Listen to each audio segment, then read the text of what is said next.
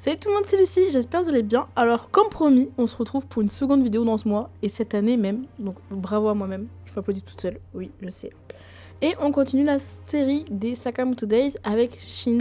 Donc pour ceux qui ne sont pas habitués de cette série, c'est juste je vous présente le personnage, son histoire et qu'est-ce qu'il représente. L'idée c'est de vous parler de lui. Évidemment, il va y avoir des spoils, donc si vous connaissez pas, je vous invite à ne pas regarder cette vidéo. J'ai plein d'autres vidéos sur ma chaîne qui peuvent vous intéresser. En tout cas, pour ceux qui restent, je vous dis, c'est parti.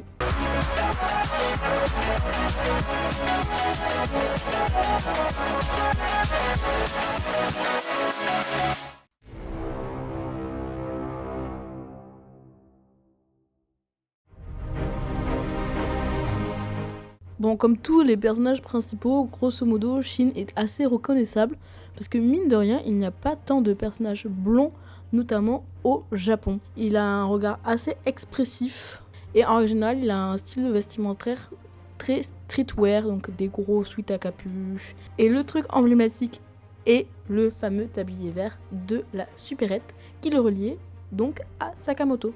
Contrairement à Sakamoto, Shin garde vraiment une apparence très classique du début à la fin. C'est une apparence qui se veut plutôt jeune pour refléter son âge, donc c'est un jeune adulte, mais toujours avec ce petit côté rebelle. C'est vraiment une apparence très classique, il n'y a rien de folichon, c'est un personnage streetwear, blond, rien de fou. Mais dans l'animé, il est quand même assez distinctif. C'est un personnage qui se veut très humain. Comme beaucoup des personnages principaux de cet animé, il est très attachant, mais il a un côté très, j'ai envie de dire bad boy, mais c'est pas vraiment le terme que je cherche. Il est très impulsif, il agit souvent sans réfléchir, mais il a un côté très loyal, sincère. Il a vraiment un très fort de sens de la justice, même si il vient lui aussi du monde des assassins. Il a un côté qui est très calme, mais pas tellement. Shin, c'est plutôt l'opposé de Sakamoto, expressif, paniqué, dépassé par les situations, toujours en vouloir en faire trop. C'est justement ce contraste qui fonctionne super bien entre les deux personnages. Shin n'a vraiment pas eu une vie facile et encore moins normale. Shin, il faut savoir que c'est pas n'importe quel personnage.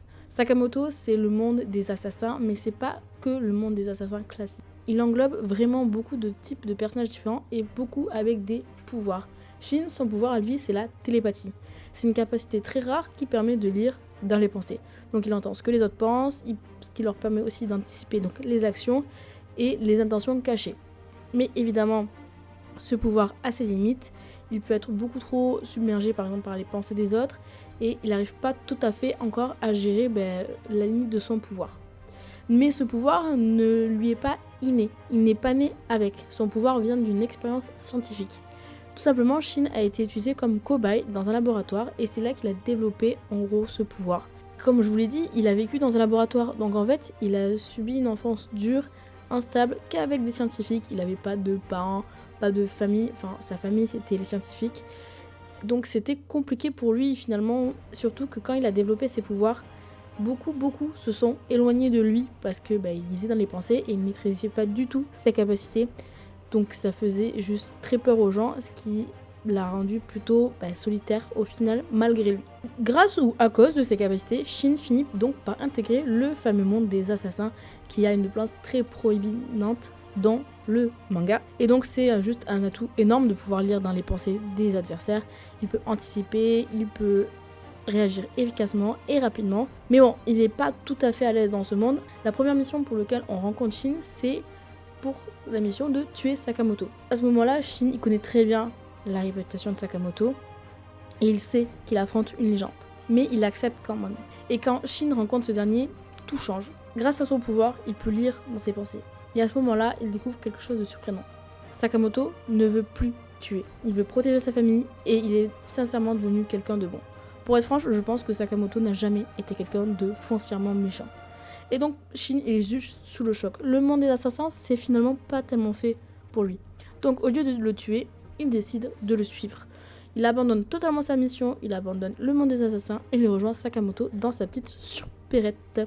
Et donc, Shin commence alors une nouvelle vie complètement différente.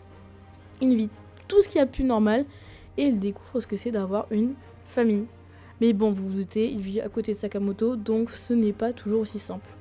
Donc il va être entraîné dans les combats pour la tête de Sakamoto, donc contre des assassins, contre des organisations, contre son propre passé même. On va avoir le droit à un bel épisode, un bel arc sur les scientifiques qui l'ont transformé. Bref, il se bat plus pour tuer, mais aussi pour protéger les autres. Au fil de l'histoire, Shin évolue vraiment de manière très importante.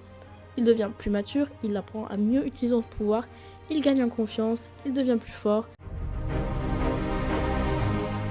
Shin, c'est clairement pas le personnage pour moi le plus intéressant d'un point de vue histoire, c'est assez dit classique, c'est pas le plus fort, c'est pas le plus beau, c'est pas le plus spectaculaire.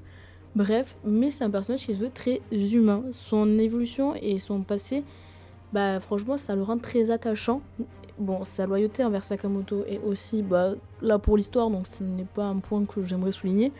Mais je trouve que c'est un personnage qui apporte déjà beaucoup d'humour au manga, et ça, c'est vraiment pas pour me déplaire. Donc j'aime beaucoup Shin, et j'adore aussi sa relation avec Lou. Vous, qu'est-ce que vous pensez de ce personnage ? Est-ce que vous l'aimez ? Est-ce que vous l'aimez pas ? Et si oui, donnez-moi les raisons, et sinon, inversement. En tout cas, j'espère que cette vidéo vous aura plu. N'hésitez pas à liker et à vous abonner. Et moi, je vous dis à la semaine prochaine pour une nouvelle vidéo.